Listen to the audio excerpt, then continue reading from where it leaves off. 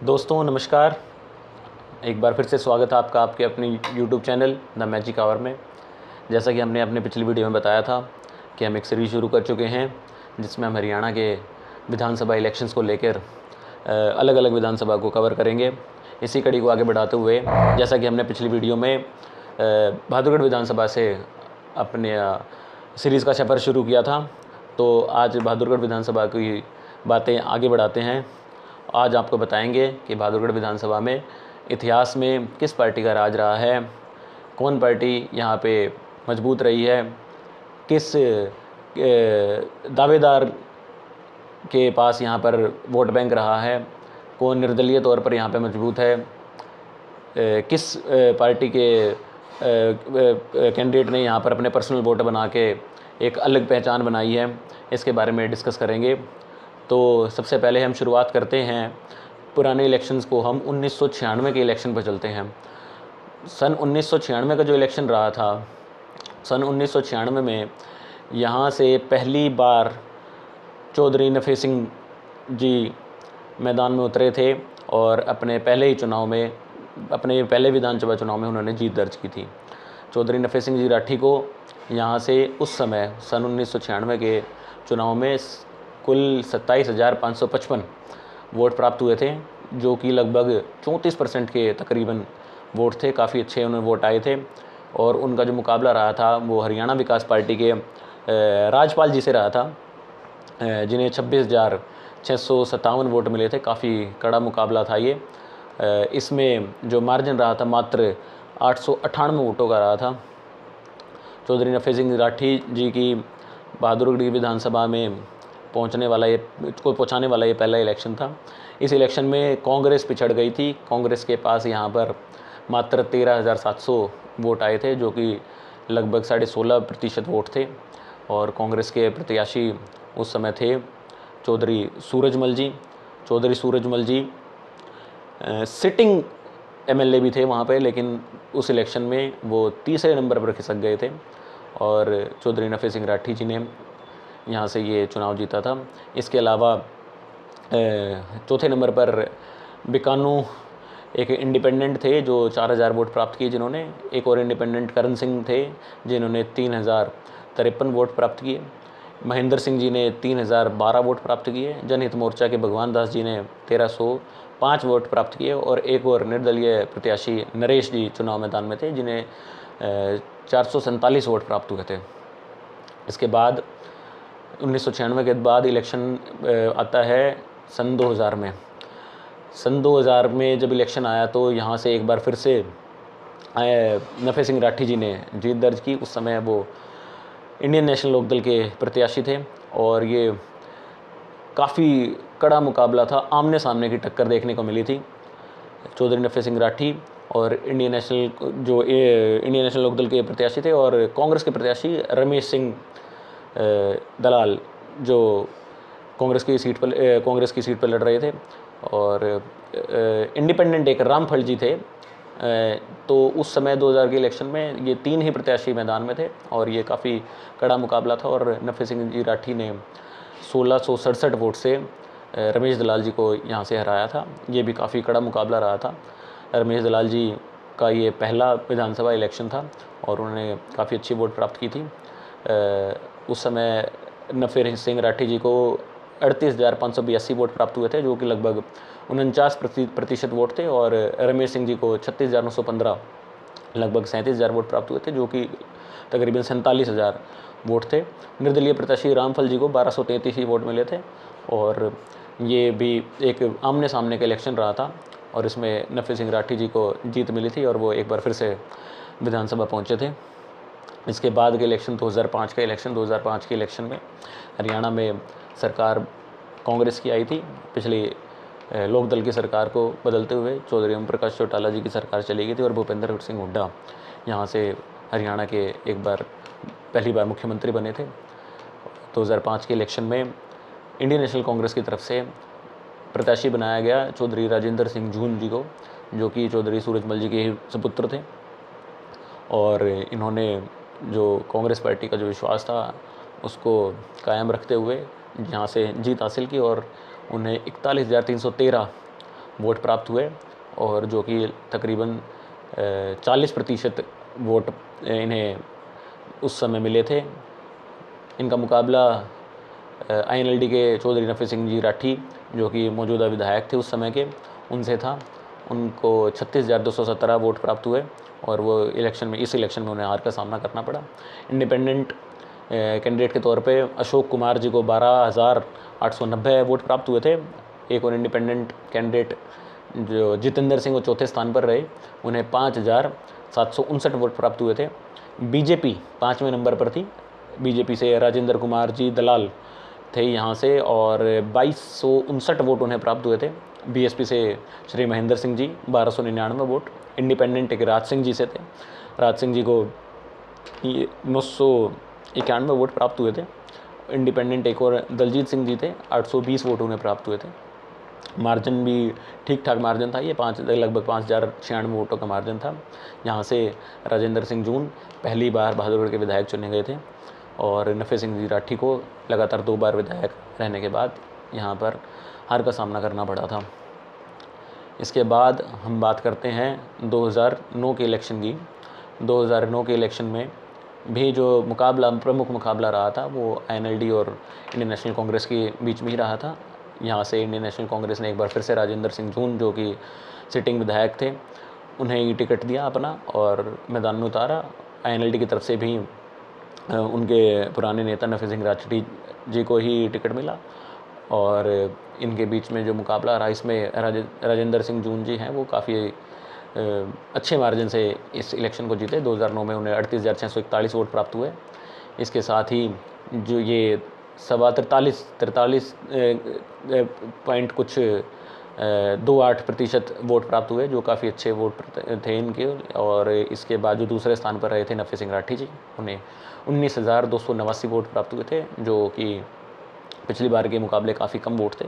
करीबन 14% vote share उनका कम हुआ था 2009 के इलेक्शन में और ये 21.5% के करीब ही वोट प्राप्त कर पाए थे। इसके बाद जो कांग्रेस के पुराने प्रत्याशी थे रमेश सिंह जी ने कांग्रेस से इस्तीफा देकर अपनी एक नई पार्टी बनाई जिसका नाम था हरियाणा स्वतंत्र पार्टी। हरियाणा स्वतंत्र पार्टी के वो अध्यक्ष भी रहे और उन्होंने बहादुरगढ़ से इलेक्शन लड़ा और वो तीसरे स्थान पर रहे।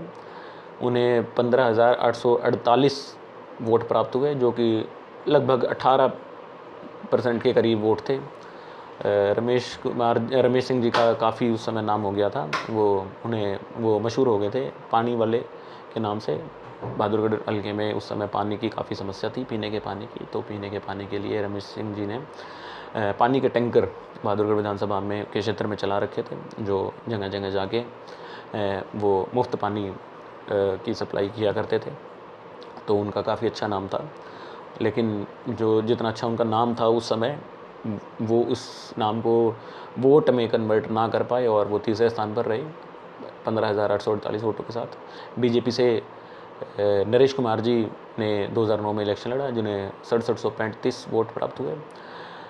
हरियाणा जनहित कांग्रेस जो कि भजनलाल जी की कांग्रेस थी, ये कांग्रेस इंडियन नेशनल कांग्रेस से टूटकर एक नई पार्टी बनाई थी भजनलाल जी ने और कुलदीप बिश्नोई जी ने, और ये इसमें 2009 के इलेक्शन में इन्हें कंटेस्ट किया था। यहाँ से राज सिंह पहलवान जी थे जिन्होंने इलेक्शन कंटेस्ट किया था और कुल 4178 वोट इन्हें प्राप्त हुए थे, जो कि लगभग 5% के करीब थे। बीएसपी से अनिल कुमार जी थे जो 2270 वोट लेकर रहे इस मुकाबले में करीबन 2.5% वोट के साथ। इंडिपेंडेंट एक अजीत जांगड़ा जी से थे जो 832 वोट उन्हें प्राप्त हुए।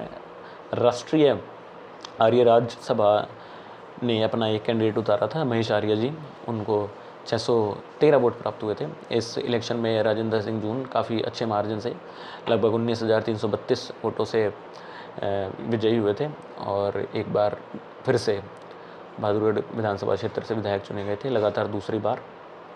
2014 का इलेक्शन काफ़ी रोचक रहा था। 2014 के इलेक्शन में बीजेपी सारे देश में ही, जैसे कि नरेंद्र मोदी जी की हवा चल रही थी एक, और उस लहर में बीजेपी काफ़ी अच्छे मूड में थी और काफ़ी उनका ग्राफ बढ़ा हुआ था हर क्षेत्र में। हरियाणा में एक उनमें से एक था और बीजेपी ने एक ये जाट बहुल क्षेत्र में एक जाट बहुल विधानसभा सीट से एक नया परीक्षण करते हुए एक नॉन जाट को यहाँ से टिकट दी, नरेश कौशिक जी, और उन्हें इलेक्शन में उतारा बीजेपी की तरफ से। इंडियन नेशनल कांग्रेस की तरफ से राजेंद्र सिंह जून ही, जो मौजूदा विधायक थे उस समय के, और इनके बीच में मुकाबला रहा जिसमें कि नरेश कौशिक जी ने 38,341 वोट प्राप्त करके करीबन 29% वोट प्राप्त करके बहादुरगढ़ में को उस समय पहला नॉन जाट विधायक मिला था।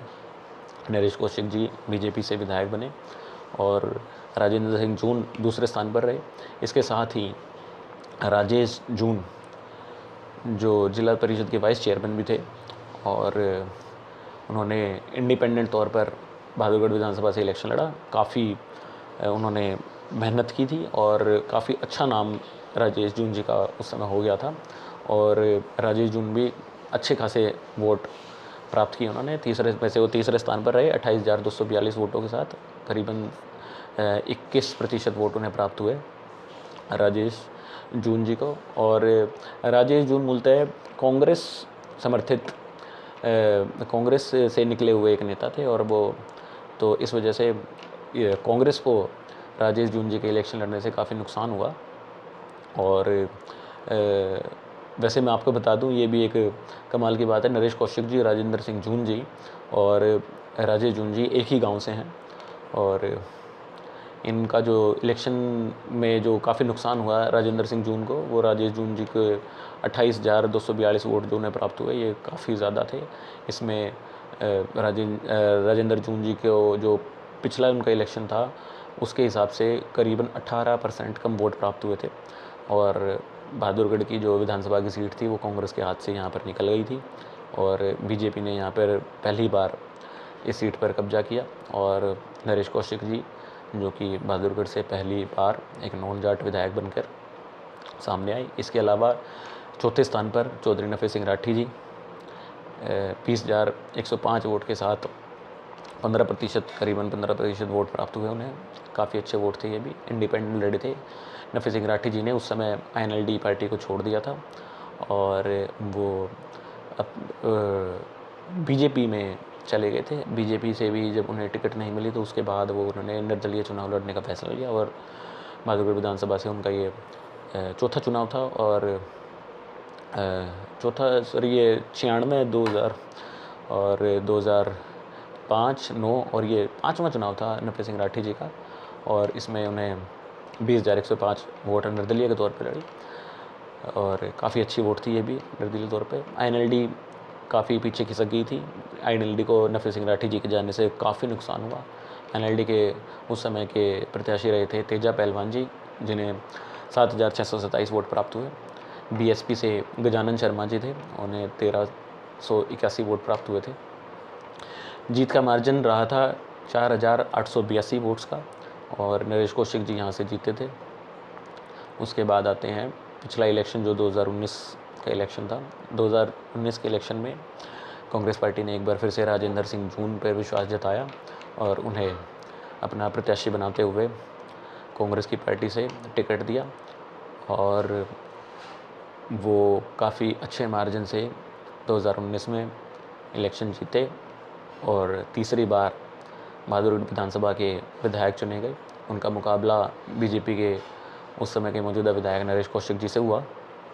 नरेश कौशिक जी ने अपना लगभग पुराना जो उनका रिकॉर्ड था 40,000 के करीब वोट उन्होंने प्राप्त किए।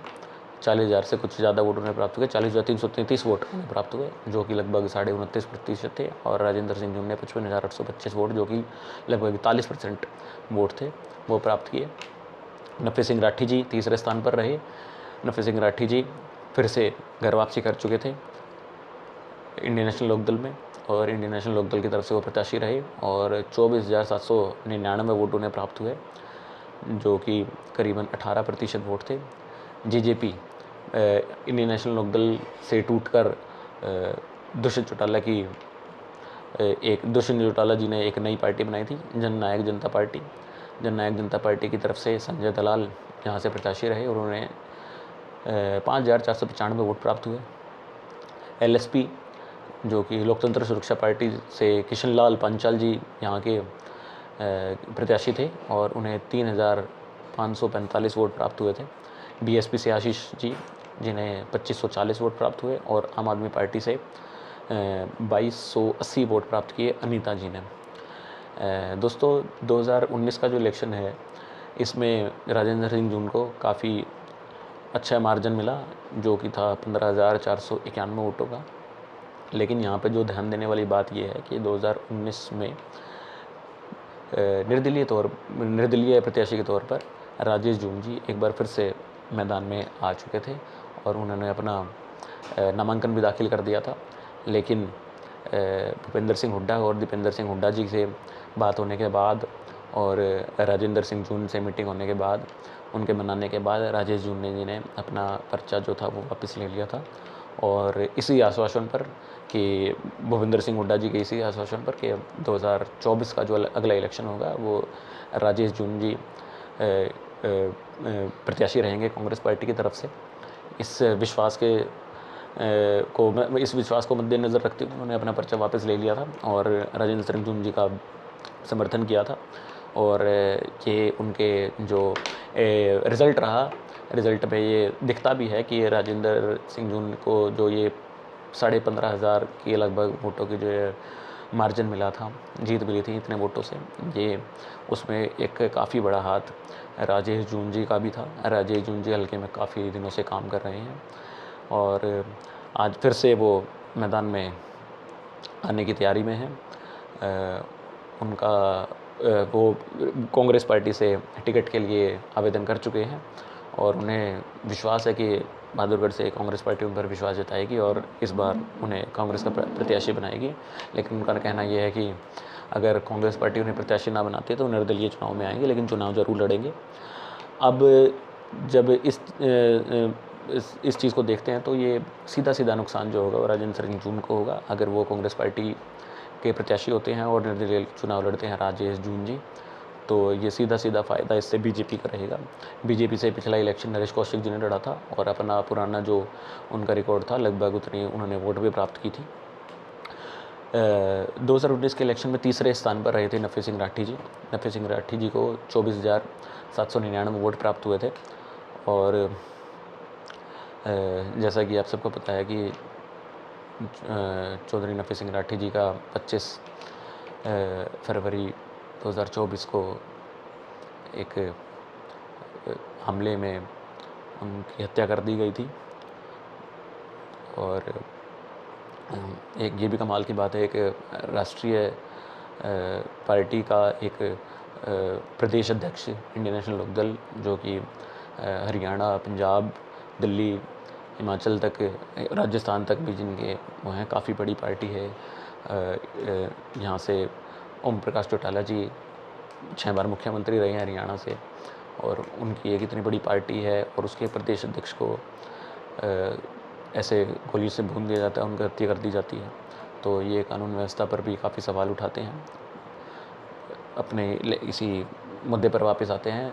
स्वर्गीय नफ़े सिंह राठी जी इस बार इलेक्शन में उनकी कमी खलेगी। बहादुरगढ़ की जनता में नफ़े सिंह राठी जी का काफ़ी नाम था और वो जनता से काफ़ी जुड़े रहने वाले व्यक्ति थे, नेता थे। ग्राउंड पर वो हमेशा दिखते रहते थे और लगातार वो इलेक्शन लड़े, वो कभी इलेक्शन से भागे नहीं और हमेशा उन्होंने अपना करीबन, कहा जाता है कि करीबन 20,000 के करीब उनका पर्सनल वोट बैंक जो है बहादुरगढ़ विधानसभा क्षेत्र में उन्होंने अपना बना रखा था। काफ़ी अच्छी पकड़ थी उनकी, नफ़े सिंह राठी जी की। यहाँ के प्रशासन में भी, विधायक ना होते हुए भी उनके बहादुरगढ़ के प्रशासन में, झज्जर जिले के प्रशासन में उनकी काफ़ी अच्छी पकड़ थी। इस बार INLD और बहुजन समाज पार्टी, इंडियन नेशनल लोकदल और बहुजन समाज पार्टी BSP का गठबंधन हो चुका है विधानसभा चुनाव 2024 को लेके। और यहाँ से आज ही INLD से और BSP के संयुक्त उम्मीदवार जितेंद्र राठी जी, जो कि नफ़े सिंह राठी के, स्वर्गीय नफ़े सिंह राठी के छोटे पुत्र हैं और मौजूदा पार्षद भी हैं, उनको अपना प्रत्याशी बना दिया गया है। यहाँ पे देखने वाली बात यह है कि नफ़े सिंह राठी जी का जो परिवार है वो काफ़ी बहादुरगढ़ की में काम करने वाला है, ग्राउंड पे काम करने वाला है। और नफ़े सिंह राठी जी के परिवार से उनके भाई के पुत्र कपूर राठी जी, उनकी धर्मपत्नी मोनिका राठी जी ने चेयरमैन का भी चुनाव लड़ा था, जिसमें कि काफ़ी अच्छी फाइट रही थी उनकी, वो दूसरे स्थान पर रहे थे और बीजेपी के प्रत्याशी जीत गए थे। तो नफ़े सिंह राठी जी का परिवार है जो, उनको इस इलेक्शन में ऐसे नकारा नहीं जा सकता है, वो भी काफ़ी अच्छे वोट लेते हैं। तो वो अगर आज के समय में वो जीतने की स्थिति में नहीं है, तो लेकिन वो खेल बिगाड़ने की स्थिति में काफ़ी हैं। देखना होगा कि अब नफ़े सिंह राठी जी के पुत्र और उनका परिवार, जो नफ़े सिंह राठी जी ने अपना जो कुनबा बनाया था, करीबन जो 20 से 20,000 के करीब उनके पर्सनल वोट माने जाते हैं, तो अपने उस वोट बैंक को वो कितना संजो कर रख पाते हैं, ये देखने वाली बात होगी। जेजेपी से शायद इस बार फिर से संजय दलाल जी ही प्रत्याशी रहेंगे। मुख्य मुकाबला लेकिन 3 चेहरों के बीच में रहेगा। अगर राजेश जून निर्दलीय चुनाव लड़ते हैं, तो अगर राजेश जून को इंडियन नेशनल लोकदल इंडियन नेशनल कांग्रेस की तरफ से प्रत्याशी बनाया जाता है, तो ये अगर बीजेपी के साथ सीधा सीधा मुकाबला होगा, तो यहाँ पर एज जो है वो कांग्रेस पार्टी को ही जाती है और कांग्रेस पार्टी के प्रत्याशी जो हैं वो यहाँ से काफ़ी बढ़त में अभी दिख रहे हैं। लेकिन ये देखना होगा कि अगर राजेश जून जी इंडियन नेशनल कांग्रेस के प्रत्याशी नहीं बनते हैं और वो निर्दलीय चुनाव लड़ते हैं, तो इसका सीधा सीधा नुकसान यहाँ पर इंडियन नेशनल कांग्रेस को होगा और सीधा सीधा इसका फ़ायदा बीजेपी को होगा। बीजेपी के उम्मीदवार जो भी होंगे, हालांकि ये अटकलें यही लगाई जा रही हैं कि शायद नरेश कौशिक जी फिर से एक बार विधानसभा चुनाव बीजेपी की सीट पर लड़ेंगे और उन्हें टिकट प्राप्त होगी। देखना बाकी है। अभी देखते हैं कि अभी तक जो एक बड़ा चेहरा जिसकी टिकट क्लियर हो गई है, वो है नफ़े सिंह राठी जी के सुपुत्र जितेंद्र राठी जी, जो कि चुनावी मैदान में आ चुके हैं। और इंडियन नेशनल लोकदल, बीजेपी, जेजेपी और इनके जो भी उम्मीदवार रहेंगे, आपको जैसे इसके बारे में जानकारी मिलेगी आपको अवगत कराएंगे। एक और बहुत बड़ा नाम इस इलेक्शन में जो बहादुरगढ़ से जो चल रहा है, वो चल रहा है चौधरी रमेश दलाल जी का। रमेश दलाल जी काफ़ी सक्रिय नेता रहे हैं बहादुरगढ़ की राजनीति में। उन्होंने बहादुरगढ़ से विधानसभा का इलेक्शन लड़ा, कांग्रेस की पार्टी के प्रत्याशी रहे थे वो, जिसमें कि नफ़े सिंह राठी जी से के हाथों उन्हें हार का सामना करना पड़ा था। और उसके पश्चात उन्होंने अपनी जो पार्टी बनाई थी हरियाणा स्वतंत्र पार्टी, उसमें भी वो भी इलेक्शन कंटेस्ट कर चुके हैं, तो उसमें भी उन्हें हार का सामना करना पड़ा था। लेकिन वो काफ़ी मजबूत एक चेहरे हैं, दलाल खाप से आते हैं। और उन्होंने अभी कुछ समय पहले अपनी एक मीटिंग बुलाई थी, जिसमें उन्होंने ऐलान किया था कि बहादुरगढ़ से वो चुनाव लड़ने के इच्छुक हैं। और उनके जो समर्थक थे, उन्होंने उनसे अनुरोध किया कि आप कृपया करके कांग्रेस पार्टी से आवेदन करें, कांग्रेस पार्टी की टिकट पर इलेक्शन लड़े। तो उनके कहने से रमेश दलाल जी जो हैं वो कांग्रेस पार्टी की टिकट के लिए आवेदन कर चुके हैं। और लेकिन उन्होंने उसी समय ये बात स्पष्ट कर दी थी कि वो आवेदन करेंगे कांग्रेस पार्टी से टिकट के लिए, लेकिन वो टिकट मांगने के लिए किसी से नहीं जाएंगे। उनके संपर्क दिल्ली में हाईकमान में कांग्रेस के जो हाईकमान है उनसे हैं, तो वहाँ से कोशिश ज़रूर करेंगे कांग्रेस की टिकट लाने का। लेकिन वो हरियाणा क्षेत्र से हरियाणा के किसी नेता से टिकट मांगने के लिए ज़्यादा मेहनत नहीं करेंगे। और अगर उन्हें टिकट नहीं मिलती है, तो वो निर्दलीय प्रत्याशी के तौर पर बहादुरगढ़ का इलेक्शन लड़ेंगे एक बार फिर से। जो रमेश दलाल जी हैं वो वकील भी हैं काफ़ी अच्छे, और उनके सुपुत्र भी वकील हैं। और पिछला जो काफ़ी समय से वो किसानों की समस्याएं उठाते रहे हैं, जो उनको मुआवजा दिलाने के बात हो, चाहे जो बात हो, किसान आंदोलन में भी वो काफ़ी सक्रिय रहे थे। तो रमेश दलाल जी भी काफ़ी अच्छे एक प्रत्याशी रहेंगे बहादुरगढ़ विधानसभा से। ये देखने वाली बात होगी अब वो कितना विश्वास जीत पाते हैं जनता का। आगे की वीडियो में हम अब चर्चा करेंगे कि किस पार्टी से कौन कौन टिकटार्थी है और किसका कितना जोर है और किसकी संभावना ज़्यादा दिख रही है या किसकी टिकट पक्की हो चुकी है, इस बारे में हम एक और वीडियो लेके आएंगे जल्द आपके बीच। तब तक के लिए आपका बहुत बहुत नमस्कार। जय हिंद, जय भारत।